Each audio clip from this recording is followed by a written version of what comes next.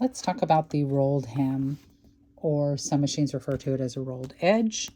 The 3-thread overlock rolled edge. This is a quick reference starting guide that most machines come with. If your machine didn't, or because you bought it used or were given it, whatever the case may be, go online and look for this. It is a great thing to have next to your machine for when you're trying to figure out either what stitch you want to use or exactly what your settings are supposed to be for what you're trying to accomplish. And in this case, it's telling me I only need one needle, which is my right needle. Obviously, it's a three-thread stitch. It's telling me I need to set my dial, my stitch length dial, to the rolled hem settings. And the rolled hem settings, aside from the words over on the side, are often indicated with this circle around the numbers for them. I also have a stitch selector, which tells how close it's going to cut. It's telling me where to set my stitch selector, and also my differential feed should be at a neutral position. Everything else I leave exactly as it would normally be for any of the other standard stitches I do for a 4-thread overlock. The fabric this works best on is like these really pretty organzas, veil fabric, which I cannot think of the word to save my life for, and thin things like this that tend to fray along the edge if you don't do something to them, but hemming them like this is not an option, obviously. So let's take a look at what this does and the different settings and how they play out on this. I tend to go much slower when I'm doing this, especially with this type of fabric, because A, I want it to be nice and tight, and B, I want it to be nice and straight.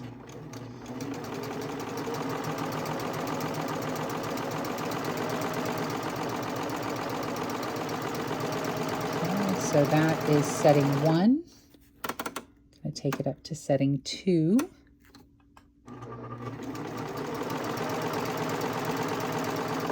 Setting 3.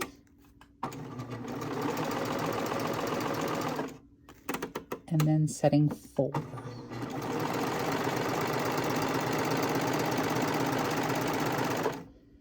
This stitch is, aside from wedding veils, is also great for, and if you're doing like prom dresses and stuff and they have that airy fabric on the end, or they're just voluminous and you don't want to do a full rolled under, standard hem on them, you can do this if you get a nice matching thread. You can use this stitch. Let me get this to put behind it so you can see exactly what it does. So this is the 1 setting. Hopefully you can see how nice and tight that is. You can't really see the fabric through it, which normally I would do a matching color to this because I wouldn't want this to stand out so boldly. But obviously I chose black so that you guys could see it well. And this is the stitch, this 1 setting on my rolled hem is what I would use when I'm edging a veil.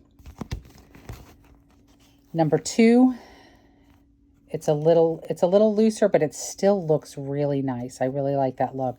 And this is what I would do if I was doing the matching thread and I was trying to just hem this so that it didn't fray like this at the bottom of a dress or costume or whatever it was I was making.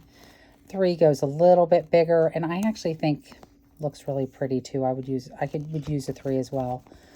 4 is quite open. I'm not quite sure what I would use that for, but I won't disregard it. So I'm sure it's got a purpose. And I actually kind of like the look of that as well, but there's so much more space for the little frayed edges to stick out. That's why I wouldn't recommend it for any of the things that I've talked about using this particular stitch for. And when I do veils, I'll often even sometimes throw a metallic stitch in there if I can get it to work with the fabric that I'm working with. Sometimes it gets finicky. And this is another sample that I have that's more of a crepey, but with a little bit more substance, and it doesn't have the metallic threads in it.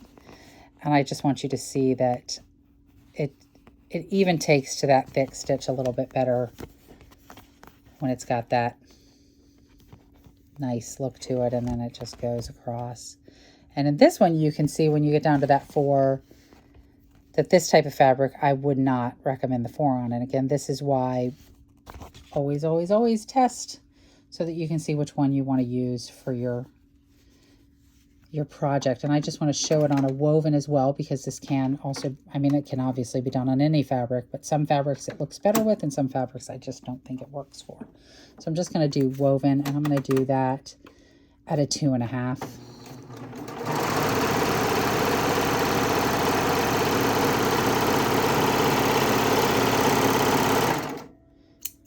And you see that just makes a nice, I'm going to show you the back because you're going to see it better.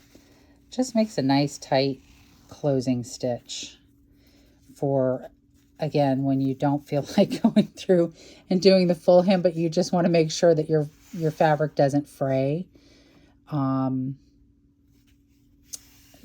my brain is thinking, I wonder if this wouldn't work well for the reusable paper towels that everyone's making.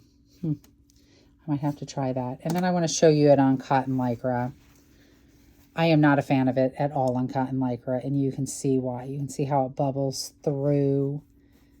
It just doesn't look as pretty as it could, but I say all of that only to now show you what is called a lettuce edge, which is perfect for cotton lycra and makes a great hem for any kind of anything really, twirly dress, etc. Which is what I use it the most on, is a twirly dress. And that is what we're going to do, is we're going to break all of our rules. Number 1, I'm going to set myself back to number 1 because I want that nice dense stitch. My differential feed, I'm going to drop down to 0.6, which is my stretch. It's going to cause my feed dogs to help me stretch my fabric. You could let that be enough stretch, but because I want that lettuce edge, I'm going to tug my fabric, which is where I say we're breaking all the rules. I'm going to tug my fabric a little to give it even more stretch as we go. And again, I set my rolled hem stitch length to that 1. So I'm going to get this feeding in. As soon as it hits the needles, I'll start to pull.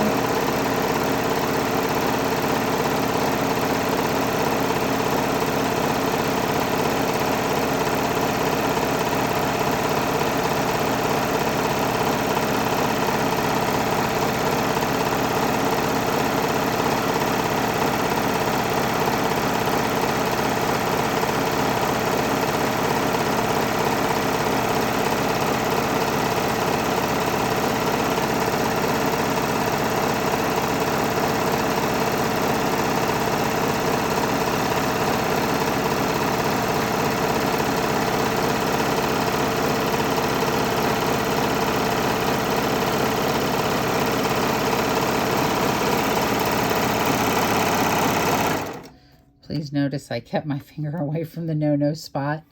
I try never to let my finger, although I'm not always successful, go past this little area here into the no-no zone. But look at this edge. Okay, it's quite curled up because this is a rather small piece of fabric. But on the edge of a little twirly dress, or even an adult twirly dress, because I have most certainly done this for dresses and tops for myself. And then you can even manipulate it a little by coming in and just tugging, and you can make your lettuce edge deeper or kind of manipulate it how you want it to go. And it's just a really super cute, easy edge to give a dress or a top or whatever you want. I really hope these videos were helpful. And again, thank you for attending our classes. We appreciate your support. Have a great day.